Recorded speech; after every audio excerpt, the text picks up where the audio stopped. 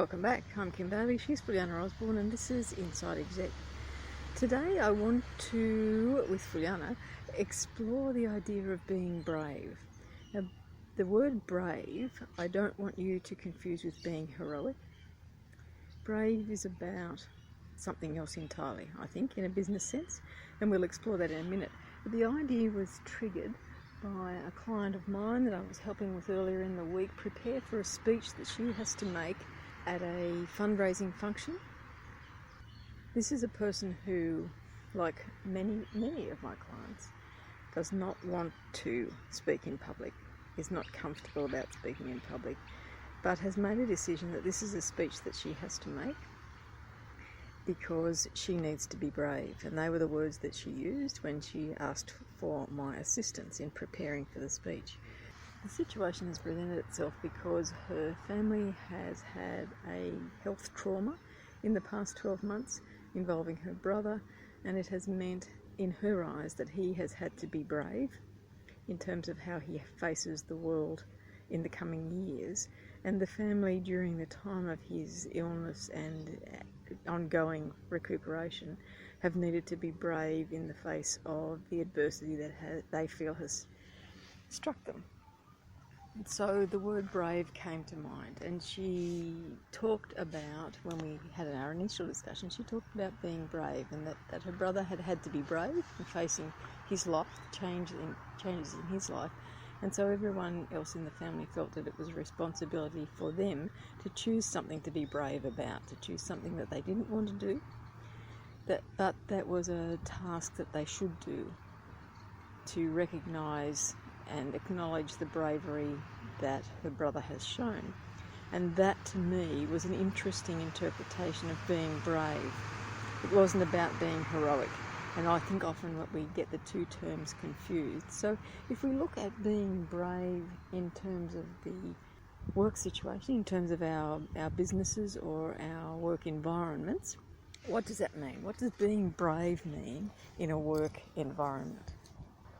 So for me, being brave in a work environment is just what I have talked about previously. It's about taking on a task that you know you should do, that you don't want to do, that you're avoiding doing, that you're procrastinating about. And procrastination is something for a whole other podcast, which we might do fairly soon, because I have been listening to a great podcast specifically about procrastination. But that aside, let's go back to being brave. So being brave in a work environment, it's about doing the task or taking on a project or taking on an element of a project that you don't want to do, and looking at the reasons that you don't want to do it. Is it because you don't feel competent? Is there a way that you could become competent? By doing it, would you become competent? Is there a way that you can find a mentor or a coach that will help you in the actual activity itself? But being brave is also about voicing your opinions in a meeting. It doesn't have to be a big thing. It can be something as simple as you've thought about a particular project or a particular task, and you've got an idea that might be a better way to do it, or you want to question why something is done in the first place. You know, Fulyana and I both come from a public sector background, and we were immersed in reports that we had to do every week, every month. And they went off to some nebulous place called Central Office, which was based in Canberra. And I think it was not in our makeup, certainly when we first started. For me, I'll just talk about me, and Fulyana can talk about her. But when I first started, I was junior. I thought, this is not my place to question these things. This is the way it's been done. This is the way it must work this way. It should always be done this way. No one else questions it. Who am I to ask the question? And what you need to recognise and acknowledge and celebrate is that you come to organisations, regardless of how much experience you've had, with other experience, with life experience, with university experience, whatever it is. And a questioning mind, so long as you're prepared to listen to the answers, and that's a very important part of the equation, is going to benefit any organisation. The questioning mind will always look at the why of situations and think about a better way, not just the why for the sake of what the 2-year-olds say, but why? And my response was always because. We don't want the because answer. We want to understand how that particular task or that particular project or that particular activity or report, whatever it is, fits into this great scheme of things. And I know we've talked about this in other podcasts, but in this one we want to talk about being brave, about questioning the status quo, about looking at what you're doing, understand why you're doing it, and is it the best way to be doing it? Because being brave is about always moving forward, and being heroic is about when a situation presents itself that you have to make the best of that situation. That's my interpretations.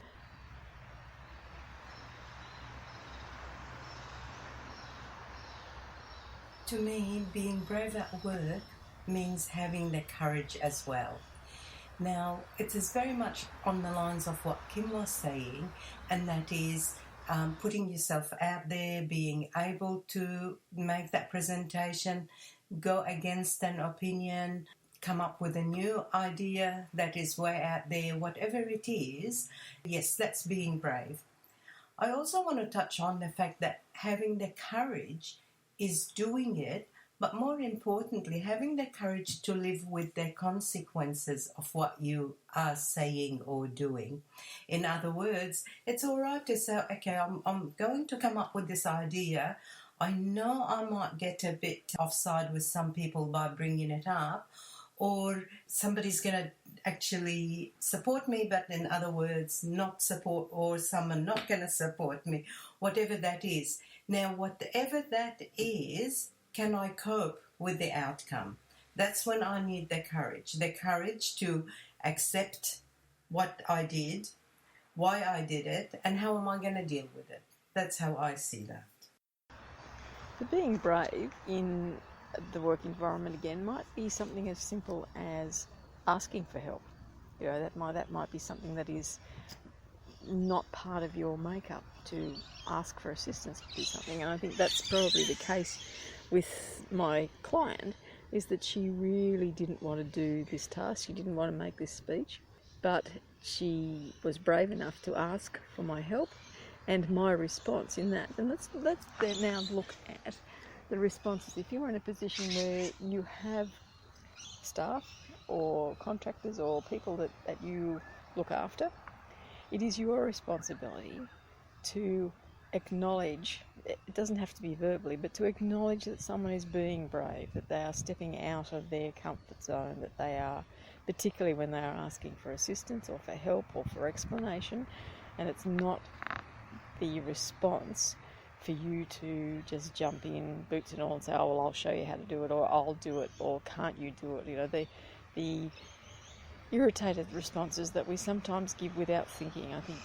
that we need to be brave aware, I guess. We need to be aware that people will try to be brave in situations, and we need to make sure that our responses recognise the fact that they are being brave and help them through the brave interaction, and question our own response and question our own reaction to that, and look at whether we're just isolating ourselves and cocooning ourselves into a comfortable existence as supervisors, as managers, without thinking about whether we need also to be brave. If someone in our team is brave, should we not be brave as well?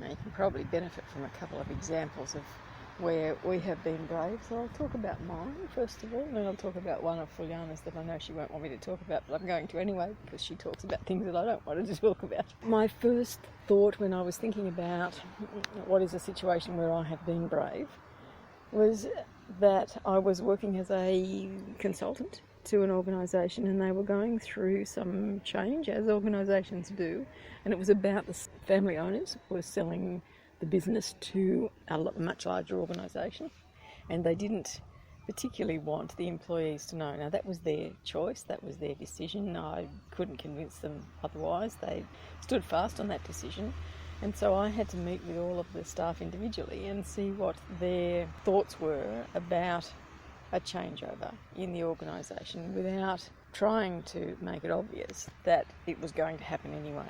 As you would imagine, these people are not stupid. They've worked for this family for some considerable time, and they knew that there was a change in the way the owners were acting and behaving, and so they knew, without being told, what the situation was. When I went to report back to the owner about my meetings with the staff, I didn't get into the office before he started yelling, and I mean yelling to the point where I thought I'll leave the door open so that there's a witness to this. And he yelled for probably, well, to me it seemed like a long time, but it was probably only a couple of minutes. And I let him stop, and I just looked at him, and I thought, I can remember thinking to myself, this is my time to be brave. Because my automatic reaction would have been, even though I was confident as a consultant, my automatic reaction would have been to not say anything more, just to let him rail against me and walk away from the meeting. But I didn't. I thought, no, this is not right. I said to him, have you finished? Just in that tone of voice. I thought, I'm not going to match fire with fire. I'm not going to drop myself down to your level of yelling and screaming, because I can do that. I've got two boys. In a quiet voice, I just said, have you finished? And the look on his face was quite priceless. So I guess that's why I remember it, because he then, I think, realised what he had done, and that his whole frustration at the situation had been vented on me, because he felt, and this is what came out of the ensuing conversation, he felt that I had told the staff about the sale. And I let him say those words, and then I said to him, why do you think I told them? Why do you think they don't know? How long have these people worked for you? Have you changed the way you interact with them? And I was able to bring him around to realising that perhaps his frustration and his anger was not at me, it was not at the situation that he thought I had caused, but at the situation generally, because he now realised that they had not done the right thing by their staff by not telling them what was happening. But that was my brave situation, and there's lots of others in a consulting role where I know that I have been brave and stood my ground, or I have asked questions about a particular activity, or I have told people who were not pulling their weight that they were not pulling their weight, rather than just not feel like I should upset them and keep the status quo and then be frustrated by the lack of work around it. Now, Fulyana's being brave. You all know, I'm sure, that she's not fond of video activity. But she was brave enough to do the video, to do our introductory video. And now that we've got that one over, even though she's still not comfortable about doing it, she will continue to do them periodically as we need to do videos so that we can share video with you rather than just the podcast. Having a couple of examples like Kim did will be very, very useful, I think. Now, the first thing I wanted to talk about is the example that Kim used on me. She is absolutely right. Initially, I really was reluctant to do podcasting. I really wasn't comfortable with my voice, my accent, my articulation. And now Kim, after 12 months, finally pushed me over that line to do the video.